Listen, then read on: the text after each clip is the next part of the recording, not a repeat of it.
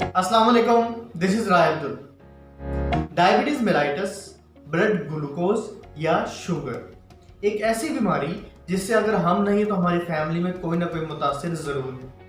लेकिन हमारी असल दुश्मन ये बीमारी नहीं बल्कि हमारी वो लाइल्मी और लापरवाही है जो हमें इसकी मुख्तलिफ कॉम्प्लिकेशंस की तरफ ले जाती है, जिसमें किडनी फेलियर, हार्ट अटैक, आई साइट का वीक होना या इन वर्स्ट सिनारियो अगर हमारे जिस्म पर कोई ऐसा जख्म हो जाए जो ठीक ना हो तो हमें उस हिस्से को काटना पड़ सकता है, जिसे एम्प्यूटेशन भी कहते हैं। आज की इस वीडियो में हम इस बीमारी के तमाम पहलू, ये बीमारी क्या है, इसकी अलामत क्या, वजूहात क्या हैं, इसका इलाज कैसे मुमकिन है और वो क्या लाइफस्टाइल है जो अगर हम अपनाएं तो अव्वल तो हम इस बीमारी को अवॉइड कर सकते हैं, या अगर खुदा ना खास्ता हम इससे मुतासर हो जाएं हम इसके साथ भी किस तरह से एक भरपूर और एक नॉर्मल लाइफ गुजार सकते हैं। आज की ये वीडियो मैं अपने फादर अब्दुल हफीज़ उनको डेडिकेट करता हूँ, जिन्होंने इस बीमारी के साथ एक बहुत लंबा अरसा लेकिन एक भरपूर ज़िंदगी गुजारी। आज वो हमारे साथ नहीं है लेकिन फिर भी ज़िंदगी के हर मामले में आज भी वो मेरे लिए एक गाइड और एक मोटिवेटर की हैसियत रखते हैं। ह्यूमन बॉडी को काम करने के लिए एनर्जी की ज़रूरत है और वो एनर्जी हमें मिलती है ग्लूकोज से। अब हमारी बॉडी में ग्लूकोज कहाँ से आती है? हम जो भी खाते हैं वो एंड रिजल्ट ग्लूकोज में कन्वर्ट हो जाता है और वही ग्लूकोज फिर हमारी बॉडी को एनर्जी प्रोवाइड करता है। डायबिटीज़ बेसिकली उस डिसऑर्डर को कहते हैं जिसकी वजह से हमारी जो बॉडी है वो ग्लूकोज से एनर्जी ले नहीं पाती या उसे एनर्जी में कन्वर्ट नहीं कर पाती। इस बीमारी को समझने के लिए सबसे पहले तो हम उस डिसऑर्डर को समझते हैं कि हमारी बॉडी में ऐसा क्या होता है जिसकी वजह से वो एनर्जी जो ग्लूकोज से एक नॉर्मल बंदा ले रहा होता है लेकिन जो डायबिटिक पेशेंट है वो क्यों उसको एनर्जी में कन्वर्ट नहीं कर पाता। ह्यूमन बॉडी में स्टमक के बिल्कुल पीछे एक ऑर्गन है जिसे पैंक्रियास या लबलबा कहते हैं। डायबिटीज का बेसिकली जो ताल्लुक है वो इसी ऑर्गन के साथ है। पैंक्रियाज में दो तरह के सेल होते हैं, एक अल्फा सेल और एक बीटा सेल। आपका जो बीटा सेल है वो इंसुलिन हार्मोन रिलीज करता है और आपका जो अल्फा सेल है वो ग्लूकागोन हार्मोन रिलीज करता है। इंसुलिन हार्मोन आपके ब्लड में जो शुगर लेवल है उसे डिक्रीज करता है और जो ग्लूकागोन हार्मोन है वो ब्लड में शुगर लेवल को इंक्रीज करता है। अब ये दोनों हार्मोन एक दूसरे के ऑपोजिट काम करते हैं जिसकी वजह से हमारा जो शुगर लेवल है वो बैलेंस रहता है। हमारी बॉडी बिलियंस ऑफ सेल से मिलकर बनी है जिनकी जो खुराक है वो ग्लूकोज है। ग्लूकोज के जरिए वो अपनी जो एनर्जी है उसको पूरा करते हैं। सेल्स पर मुख्तलिफ तरह के रिसेप्टर्स होते हैं। रिसेप्टर से मुराद आप ले लें ताला। एक सेल पर कई तरह के ताले लगे होते हैं जो कि अपनी अपनी चाबी से ही एक्टिवेट होते हैं। इसी तरह ग्लूकोज का भी एक रिसेप्टर है जिसकी जो चाबी है वो इंसुलिन है। जब आपका इंसुलिन आपके सेल तक पहुंचता है तो आपका जो गेट है वो गेट ओपन होता है और इसके नतीजे में आपकी जो ग्लूकोज है वो आपकी एनर्जी जो आपके सेल के अंदर आता है और वो एनर्जी में कन्वर्ट होकर आपकी बॉडी को एनर्जी प्रोवाइड करता है। अब आपने सारा प्रोसेस समझा। बीटा सेल इंसुलिन रिलीज कर रहे हैं जो कि आपके ब्लड में मौजूद ग्लूकोज को आपके सेल में उन रिसेप्टर्स के थ्रू सेल में पहुंचाता है और आपका जो लेवल है शुगर लेवल वो नॉर्मल होता है। इस प्रोसेस में कहीं भी अगर ब्रेक आती है तो वो डायबिटीज का रीजन बनेगी।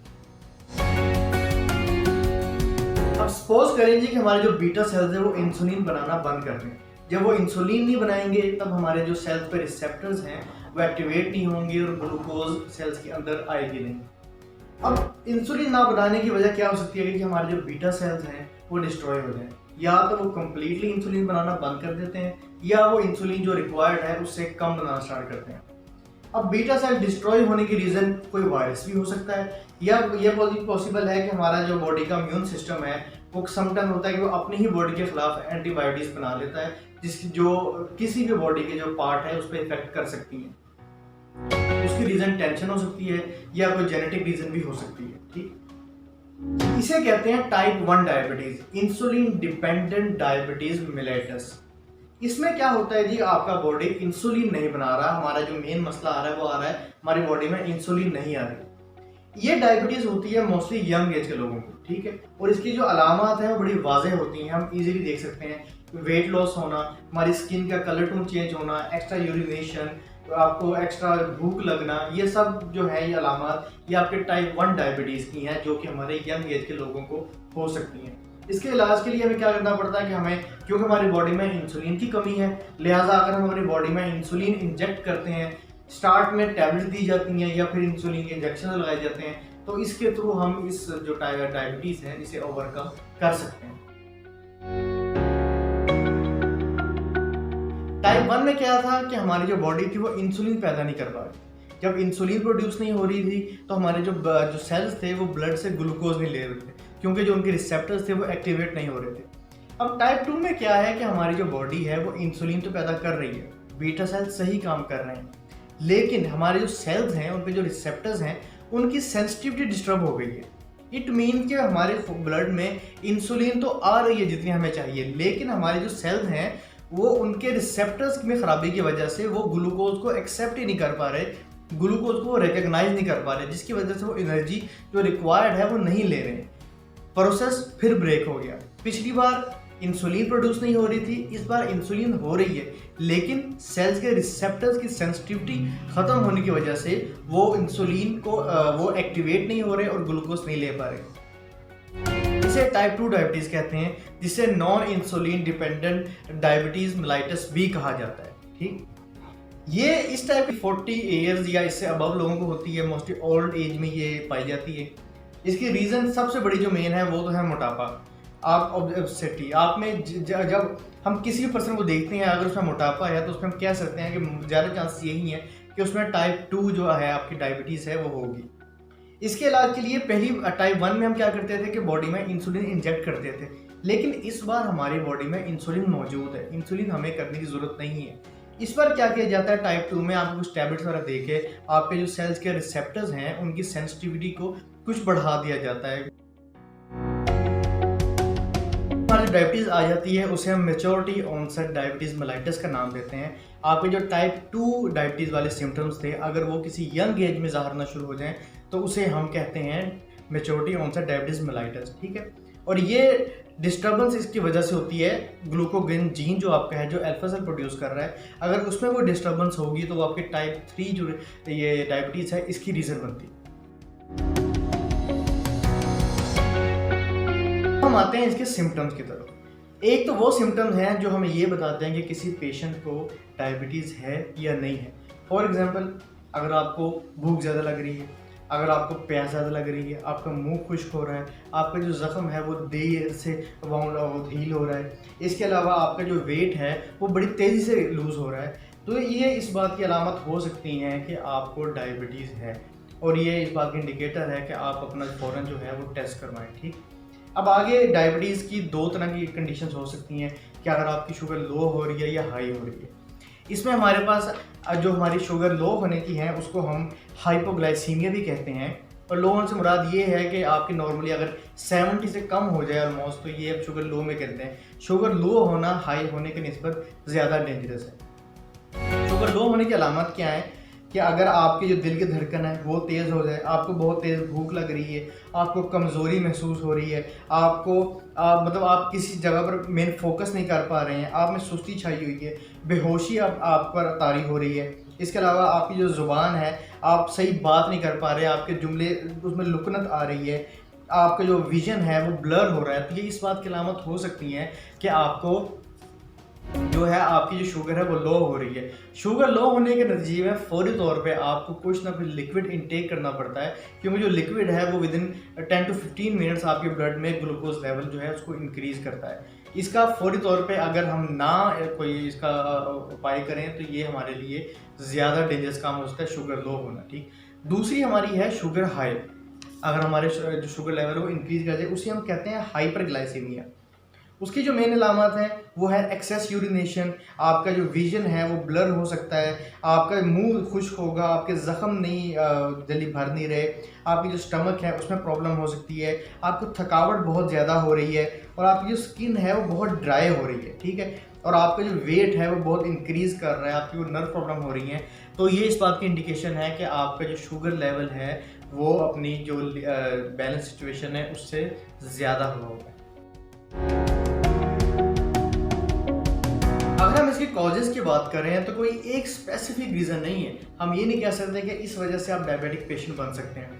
मल्टीपल फैक्टर्स हैं जो किसी भी पर्सन को डायबिटिक पेशेंट बना सकते हैं। सबसे पहला जो इसमें रीज़न आ जाता है वो तो है जेनेटिक फैक्टर।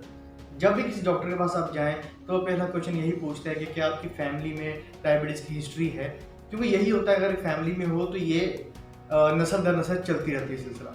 दूसरा जो मेन रीज़न आ जाता है वो है जी कि अगर आप ज़्यादा कार्बोहाइड्रेट इंटेक कर रहे हैं, आप प्रोसेस्ड फूड जो है वो ज़्यादा इंटेक कर रहे हैं। फॉर एग्जांपल बेकरी आइटम्स हो सकती हैं, या आप जो दूसरे ऐसे कार्बोहाइड्रेट जो जंक फूड्स हैं, हमारा जो हमारे फिजी ड्रिंक्स हैं, अगर हम इनको ज़्यादा इंटेक करेंगे तो ये अल्टीमेटली हमें डायबिटिक पेशेंट बना सकती हैं। इसकी एक और बड़ी रीज़न जो है, अगर रात में जिस तरह नॉर्मली होता है कि क्योंकि रात में हमारा जो डाइजेस्टिव सिस्टम है ये नॉर्मल हालात से भी बहुत ज़्यादा स्लो हुआ होता है। ये रेस्ट की हालत में क्या होता है, जब रात को हम अचानक से उठ के जी एकदम से कोक या ऐसी कोई भी फिजी ड्रिंक इंटेक करते हैं तो हमारा वो डायरेक्ट इफेक्ट करता है हमारे पैंक्रियाज को। उसकी एग्जांपल इस तरह है कि अगर कोई पर्सन सो रहा हो और अचानक उसमें ठंडा पानी डाल दें तो एकदम से वो जिस तरह एक भौखलाया हुआ उठता है, वही हाल हमारे पैंक्रियाज का भी होता है। और रात के टाइम जब हम कोई ऐसी फिजी ड्रिंक या कोई इस तरह की जंक फूड करते हैं तो उसका जो नुकसान है हमें वो डे टाइम लेने से भी बहुत ज़्यादा होता है, और हमारा जो पैंक्रियाज के डैमेज होने का जो टाइम पीरियड है वो बहुत कम हो जाता है, मतलब कि पर डैमेज होने का प्रोसेस बहुत तेज़ हो जाता है, इसलिए हमेशा अवॉइड करना चाहिए। दूसरा ये है कि रात अगर हम खाना खाते ही सो जाते हैं, हमारे जो लाइफस्टाइल है, हमारे इन्वायरमेंटल फैक्टर्स बहुत बड़ी रीज़न है हमारे किसी पर्सन को डायबिटिक बनाने में। स्पेशली जो हमारे एशियन कंट्रीज़ का चल रहा है सिलसिला, इसमें हमारा जो लाइफस्टाइल है वो बहुत ही समझ लें कि बहुत आरामदेह हुआ है। हमारा ज़्यादा चलने फिरने का काम नहीं है, हम एक्सरसाइजेज को हमेशा अवॉइड करते हैं, हम रात को खाना खाते हैं और सो जाते हैं। हम इस बात का बिल्कुल भी ख्याल नहीं करते कि हमें जो एक हेल्दी लाइफ है उसके क्या रूल्स हैं, हमें किन चीज़ों को फॉलो करना चाहिए, और इन्हीं सब चीज़ों के नतीजे में एट दी एंड हम एक डायबिटिक पेशेंट बन जाते हैं।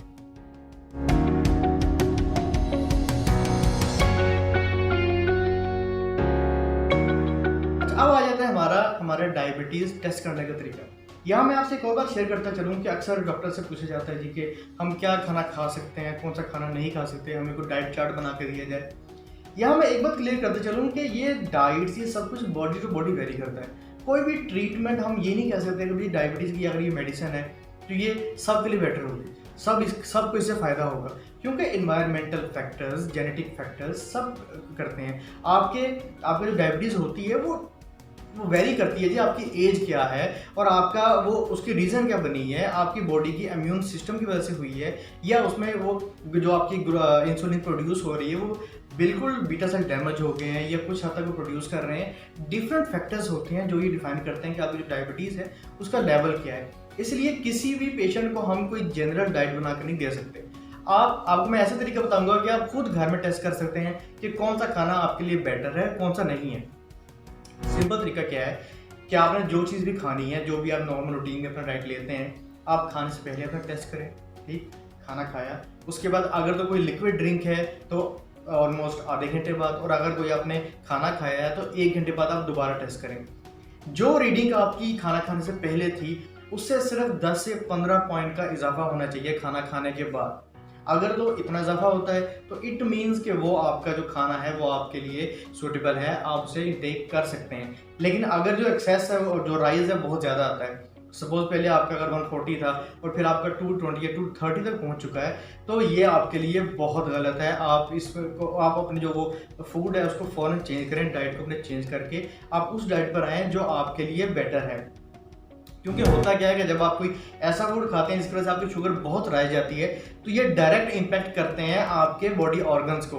आपकी जो किडनी है, आपके जो आंखें हैं, आपके जो दिमाग है, ये जो हार्ट है, ये वो ऑर्गन्स हैं जो कि आपके ब्लड से डायरेक्ट ग्लूकोज ले लेते हैं। अब डायरेक्ट लेने की वजह से इन पर जो इफेक्ट है वो भी ज़्यादा होता है। इन पर आपकी जो शुगर अगर आपकी हाई है तो उसका इम्पैक्ट इन ऑर्गन पर बहुत जल्दी हो जाएगा। ठीक, अच्छा अब आते हैं इसकी टेस्ट की तरफ। आपका जो नॉर्मल एक जो ऐसा पर्सन है जिसको डायबिटीज़ नहीं है, उसका जो शुगर लेवल है वो 85 से 95 की रेंज में होना चाहिए, मिलीग्राम पर डेसीलीटर की रेंज में होना चाहिए। ठीक है, और जो फास्टिंग में, और आपका खाना वाना खाने के बाद इसका जो रेंज है वो 110 या 120 तक पहुँच जा सकती है नॉर्मल पर्सन में। और लेकिन आपका जो डायबिटिक पेशेंट है उसमें अगर वो स्टार्ट में आपका जो फास्टिंग है वो 85 से 95 या 100 मिलीग्राम पर डेसीलीटर भी है, तो खाने के बाद उसको मैक्सिमम 140 मिलीग्राम पर डेसीलीटर होना चाहिए। अगर इससे ज़्यादा होगा तो ये आपकी बॉडी के लिए सही नहीं है। अब आते हैं इसको टेस्ट करने की तरफ कि हमारे पास कौन सी डिवाइसेस अवेलेबल है।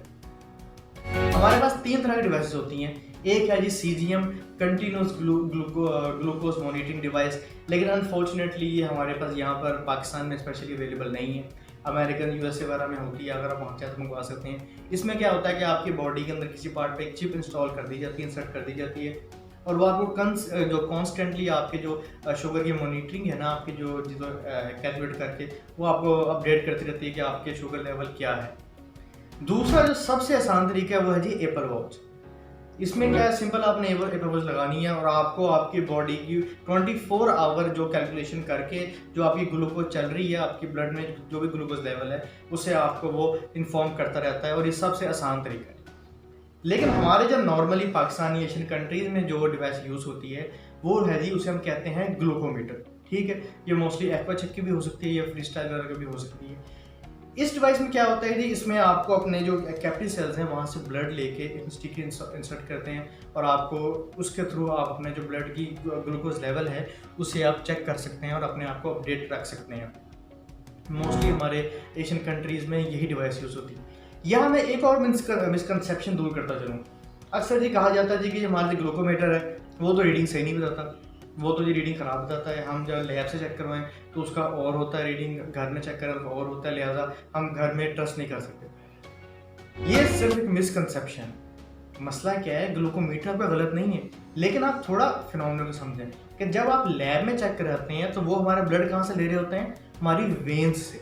ठीक है, और जब हम घर में चेक करते हैं तो हमारा ब्लड कहाँ से हम लेते हैं, हमारे जो उंगलियों की होती है यहाँ पर कैपिलरी, वहाँ से। ठीक, अच्छा, होता क्या है, आपका जो ब्लड आपका वेन से आ रहा है वो आपके लीवर से होके आ रहा है, एक प्रोसेस्ड हुआ है, उसमें से जो आपके सेल्स हैं उन्होंने ग्लूकोज ली हुई है। लेकिन जो आपका ब्लड आपके फिंगर से आप ले रहे हैं उसमें ऑक्सीजन भी है, इसके अलावा आपके उसमें ग्लूकोज की मिकदार भी ज़्यादा है। लिहाजा डेफिनेट सी बात है कि जब आप अपना जो ब्लड यहाँ से लेंगे और उसको चेक करेंगे तो उसकी जो रीडिंग है वो 10 से 15 पॉइंट ज़्यादा ही आएगी। अब इससे हम ये नहीं कह सकते कि ग्लूकोमीटर रीडिंग सही नहीं बताता, लेकिन रीज़न क्या है, अच्छा अगर आप फास्टिंग में देखेंगे तो दोनों में सेम होगी। फास्टिंग का बेशक घर में चेक करें या वहाँ करें, रीडिंग ऑलमोस्ट सेम होगी। लेकिन खाना खाने के बाद क्योंकि वो डिफरेंस आ जाता है कि वो वेन से ले रहे हैं और आप अपनी फिंगर से ले रहे हैं, तो इस वजह से आपके ग्लूकोमीटर है और आपकी जो लैब की रीडिंग है उसमें डिफरेंस आ सकता है। एक और गलती जी जो हम बहुत से पेशेंट्स करते हैं कि हमारा शुगर चेक की वो नॉर्मल है, नतीजत हम क्या करते हैं जी, हमें जो मेडिसिन दी गई, डॉक्टर ने जो टैबलेट हमें दी है, हम वो लेना बंद कर देते हैं कि जी हमारी शुगर तो नॉर्मल है, हमें तो ज़रूरत ही नहीं है वो लेने की, जब बढ़ेगी तब देखी जाएगी। लेकिन असल में इसके पीछे जो मिस्ट्री है वो क्या है कि आप जब स्टार्ट में आपको डायबिटीज़ होती है तो ऑब्वियसली आप जो शुगर की इंटेक है वो कम कर देते हैं। आपने शुगर की इंटेक कम कर दी, लेकिन आपका जो ब्लड है उसमें जो ग्लूकोज लेवल है उसने उसको रिटेन रखना है। आपकी जो मेडिसिन होती है, मेडिसिन भी क्या काम करती है कि जो आपका एक्स्ट्रा शुगर होती है आपके ब्लड में उसको आपके सेल्स तक पहुंचा देती है। गोली यही काम करती है कि एक्स्ट्रा शुगर को सेल में पहुंचाती है और जिसके रिजल्टेंटली आपका जो शुगर लेवल है वो कम हो जाता है। जब इस सिनारियो में क्या हो रहा होता है, आपने इंटेक कम कर दी जिसकी वजह से आपका ब्लड की शुगर लेवल बढ़ नहीं रही, लेकिन ब्लड को तो रिक्वायर्ड है। ब्लड क्या करता है कि वो फिर ग्लूकोज को अपने पास रिटेन करना शुरू कर देता है, वो उसे आगे सेल्स को पास ही नहीं करता, जिसके नतीजे में क्या होता है कि आप में जो वीकनेस है वो होना स्टार्ट हो जाती है। अब शुरू में आपने चेक की शुगर नॉर्मल थी, लेकिन जब आपने हफ्ते उसके बाद चेक की तो शुगर ज़्यादा है, तब आपने मेडिसिन ले लीजिए कि अब मैं लूँगा इसको। लेकिन इस सारे दौरान में हुआ क्या जी कि आपने क्योंकि स्टार्ट में नहीं ली इसलिए एनर्जी सेल्स तक पास नहीं हुई, नतीजतन जो वीकनेस थी वो आपकी बॉडी में हो गई, जो उसके बैड इम्पैक्ट्स थे वो हो गए। इसलिए डायबिटिक पेशेंट को हमेशा कहा जाता है कि डॉक्टर के मशवरे के बगैर कभी भी किसी मेडिसिन को स्टॉप नहीं करना चाहिए। भले आप वो एलोपैथी मेडिसिन ले रहे हैं या होम्योपैथी ले रहे हैं या कोई और इलाज करवा रहे हैं, हमेशा डॉक्टर से कंसल्ट करके ही कुछ करें।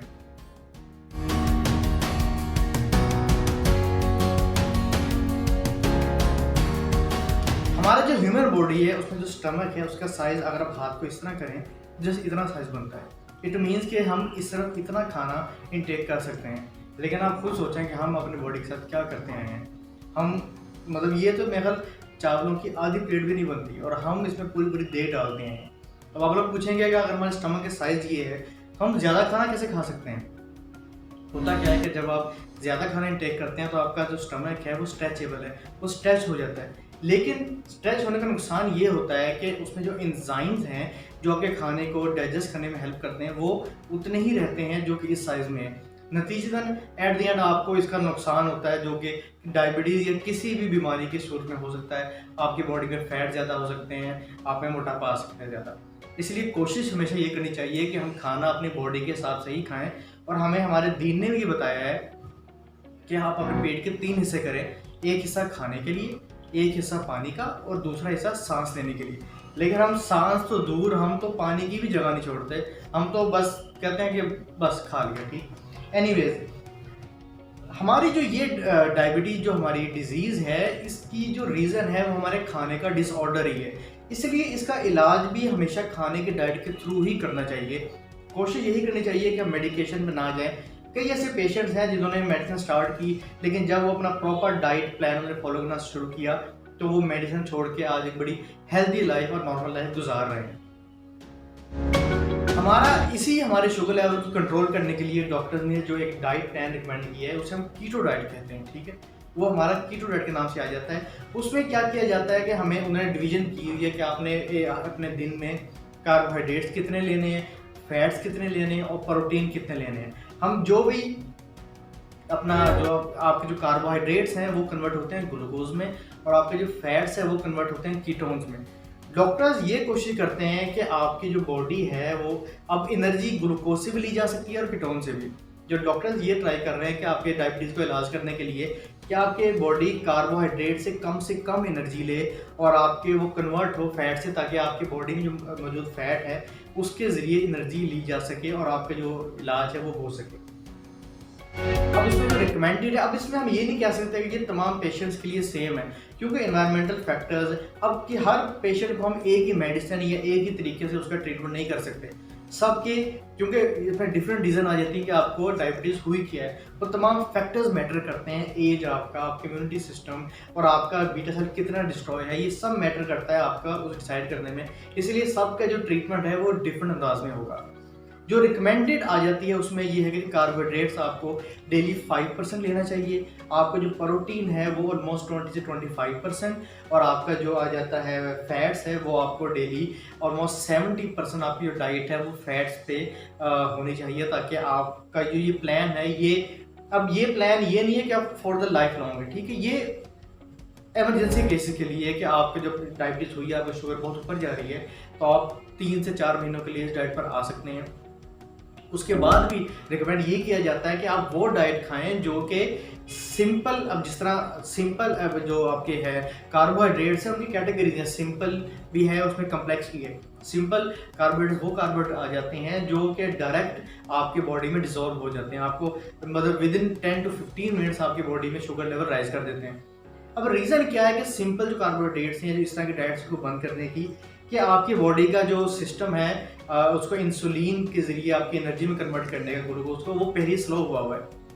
जब आप ऐसी डाइट खाएंगे जो कि फौरी तौर पे ग्लूकोज में कन्वर्ट हो रही है, तो आपका सपोज कि अगर आपके आधे घंटे में आपकी कन्वर्ट हो जाती है ग्लूकोज में, लेकिन आपके जो सेल्स हैं उनका एनर्जी इंटेक करने का जो टाइम है वो 2 से 3 घंटे का है, तो इतनी देर जो आपके ब्लड में ग्लूकोज पड़ी रहेगी ये डायरेक्ट इफेक्ट करेगी आपके ऑर्गन्स को। आपका जो दिमाग है, आपकी जो आंखें हैं, आपकी जो किडनी, आपका जो हार्ट है, ये ब्लड से डायरेक्ट ग्लूकोज ले लेते हैं। और जब आपके ब्लड में ग्लूकोज लेवल इतनी देर तक इतना हाई पड़ रहेगा तो ये आपके नर्व सिस्टम को भी और आपके इन ऑर्गन्स को भी बहुत बुरी तरह डैमेज कर सकता है। इसलिए कोशिश ये की जाती है कि आप ऐसी डाइट लें जो कि कम्प्लेक्स हो, जो कि आपकी बॉडी में जो ग्लूकोज कन्वर्ट करने में टाइम लगे, ठीक। अच्छा, अब आते हैं हम अपने कीटो डाइट की तरफ। कीटो डाइट में क्या था, कार्बोहाइड्रेट्स 5%, आपका प्रोटीन आपका 20 से 25% और फैट्स आपका 70%। इसकी अब कार्बोहाइड्रेट्स की और आप में फैट्स की एग्जांपल उस तरह ले सकते हैं जिस तरह गाड़ी में आप या डीजल डालें या हाई ऑक्टेन ऑयल डाल दें।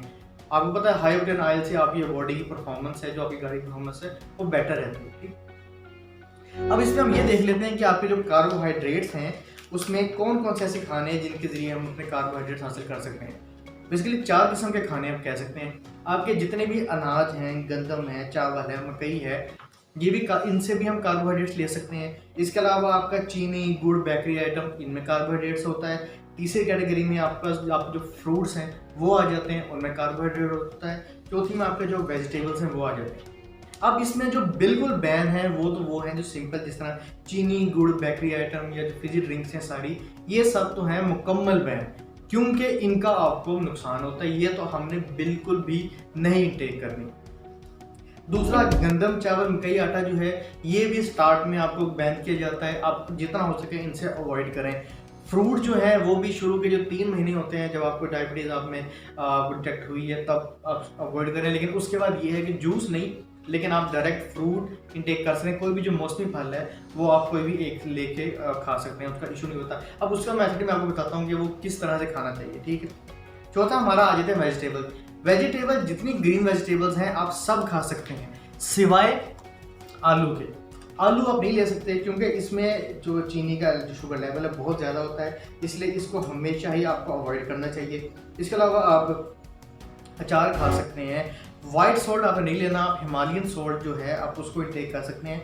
इवन कि यहाँ मैं एक और इन्फॉर्मेशन आपसे शेयर करता चलूँ कि आपका जो WHO है उसने डिक्लेयर किया हुआ है कि आपका जो 4 तरह के जो समझ लें कि जो आपके उन्होंने 4 वाइट पॉइजन्स का नाम दिया है, जिसमें पहला सॉल्ट है, दूसरा आपका शुगर है, तीसरा आपका वाइट राइस है और चौथा आपका वाइट फ्लोर आ जाता है। इन चारों को उन्होंने 4 वाइट पॉइजन किया है और इसको उन्होंने बिल्कुल इंटेक करने से मना किया हुआ है, ठीक। चलिए, यहाँ पर एक और कैटेगरी बनती है ऑर्गेनिक। पहले हम फ्रूट की बात कर लेते हैं कि जो हमारे फ्रूट अक्सर पूछ जाते हैं कि क्या हम आम खा सकते हैं जो डायबिटीज पेशेंट है, या दूसरे फ्रूट खा सकते हैं। उसमें हमें सबसे पहले तो ये देखना होता है कि आपके जो फ्रूट्स हैं उन पर हमें अक्सर लोगों के जो फ्रूट या जो हमारी वेजिटेबल्स होती हैं उन पर उन्होंने स्प्रे की होती है दूसरे एंटीसेप्टिक इस टाइप की। सबसे पहले तो हमें उसे क्लियर करना लाजमी होता है, वरना वो इफेक्ट होती है। उन्हें क्लियर करने के लिए हम क्या कर सकते हैं कि हम अपने जो फ्रूट्स हैं या जो वेजिटेबल्स हैं, फॉर एग्जांपल हमारा मैंगो आम है, उसको हम मीठे सोडे 2 चम्मच डाल के पानी में उसमें उसको 20 मिनट तक हम रखेंगे। उससे 90-95% तक उस पर जो एंटीसेप्टिक के असरात हैं वो ख़त्म हो जाते हैं, हम उसे खा सकते हैं। दूसरा, आपने कोशिश करनी है कि आपने फ्रूट को छिलकों के समेत खाना है, क्योंकि छिलकों में होता है फाइबर। इवन के आम को भी आपने छिलके के साथ खाना है क्योंकि छिलकों में फाइबर होता है और उसकी वजह से क्या होता है कि आपका जो शुगर, जितना आप में आपकी डाइट में फाइबर ज़्यादा होगा उतना ग्लूकोज का जो इम्पैक्ट है वो कम होता रहेगा।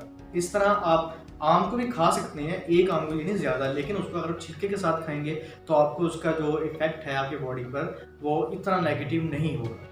जो भी फ्रूट खाएं वो छिलकों के साथ खाएं, ठीक।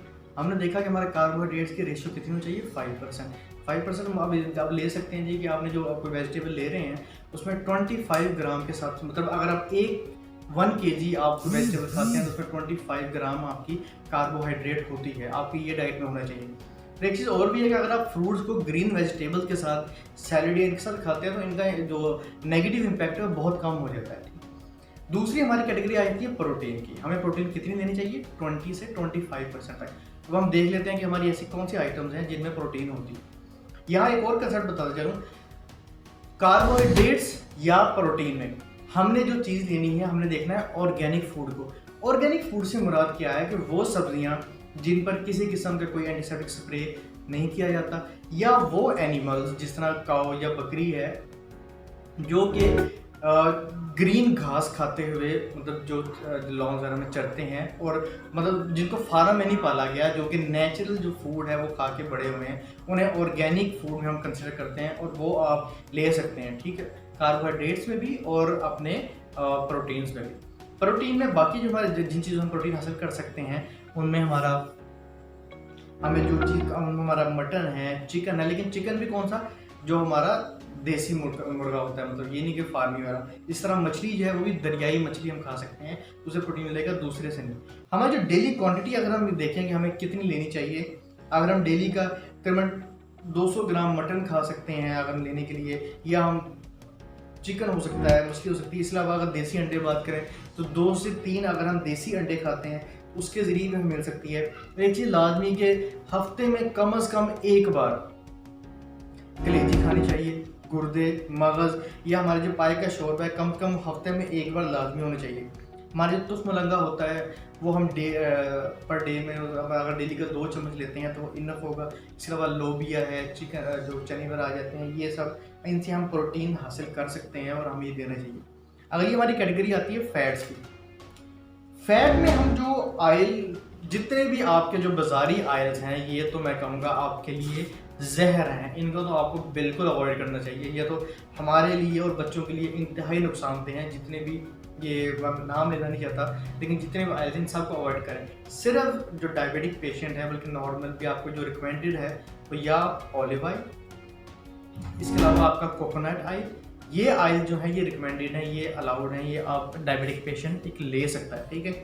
इसके ज़रिए आप फैट कर सकते हैं। इसके अलावा आप जो देसी घी, जो ऑर्गेनिक आपके जो एनिमल्स थे, जो आइटम था, उनके जो दूध से बनता है देसी घी, वो अलाउड है आपके लिए। आप बादाम खा सकते हैं, आप अखरोट ले सकते हैं। अल्लाह का शुक्र है हमारी कंट्री में तो मतलब इस तरह की चीज़ें सारी अवेलेबल हैं। ये सारे जो आइटम हैं इनसे आप फैट, प्रोटीन और कार्बोहाइड्रेट इजीली अवेलेबल कर सकते हैं। कोशिश ये करनी चाहिए कि हम ऐसे डाइट्स ना लें, मतलब ऐसे जो हमारे सेहत के लिए नुकसानदेह हों, एक नॉर्मल पर्सन के लिए भी, और स्पेशली जो डायबिटिक पेशेंट हो गया है उसको तो बहुत ज़्यादा केयर की ज़रूरत है।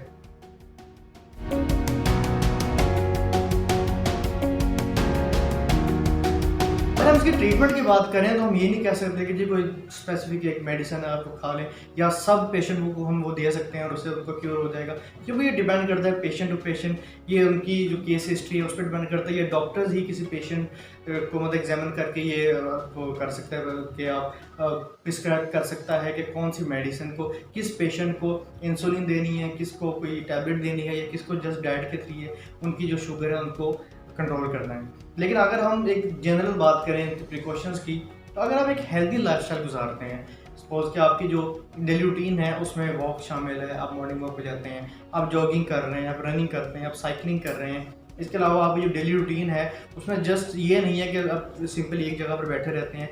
आपकी, क्योंकि आपकी जितनी एनर्जी बर्न होगी, जितने आपके मसल्स काम करेंगे, उतना वो हेल्प आउट करेंगे एक डायबिटिक पेशेंट को भी कि वो सेल्फ एनर्जी इंटेक करें। इसलिए आपकी जो रनिंग या एक्सरसाइज होती है, अगर वो आपकी फैट्स को कम ना भी करे, तब भी आपकी वो एनर्जी को, आपकी जो सेल्स हैं उनकी हेल्प आउट ज़रूर करती है कि वो एनर्जी इंटेक करें। दूसरा आ जाता है हमारा डाइट। आपकी जो डाइट है उसको बहुत ही सिंपल और हेल्दी होना चाहिए।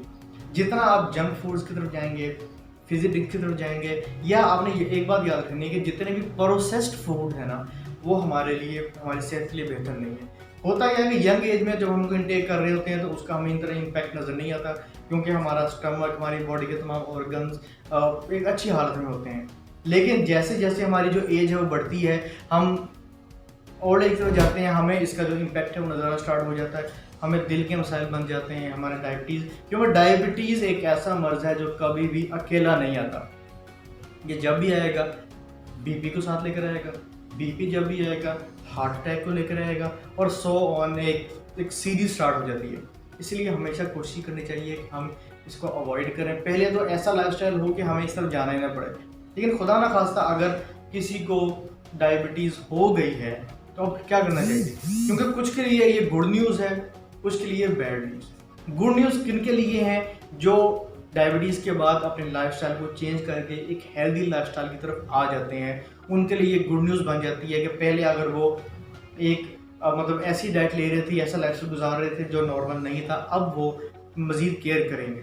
लेकिन अगर वो केयर नहीं करते तो वो उनके लिए बैड न्यूज़ बन जाती है, क्योंकि ऑलमोस्ट जो रिसर्च है वो ये है कि एक डायबिटीज़ टाइप 1 का जो पेशेंट है वो, उसकी जो लाइफ टाइम समझ जाती है कि वो 30 साल से ज़्यादा ज़िंदा नहीं रह सकता। लेकिन हमारी नज़र में ऐसे कई पेशेंट्स आए हैं जो 70-80 साल तक भी रहे हैं, जिन्होंने प्रॉपर डाइट प्लान को फॉलो किया। इसलिए कोशिश यही करें कि आप लाइफस्टाइल पे फोकस करें और आपकी जो डाइट है आप इस पर मुकम्मल फोकस करें। मुझे उम्मीद है ये वीडियो आपको पसंद आई होगी, और हमारे जो ऐसे भाई जो डायबिटीज़ के शिकार हैं या जो इससे मुतासर हो चुके हैं, उनके नॉलेज में भी काफ़ी इजाफा हुआ होगा। मेरे वालिदैन, मेरे उस्ताद के लिए दुआ खैर करते हैं, और हमारी सेहत से अभी के लिए दुआ कर रहे हैं। मिलते हैं किसी अगली वीडियो में किसी नए टॉपिक के साथ। तब तक के लिए अमान।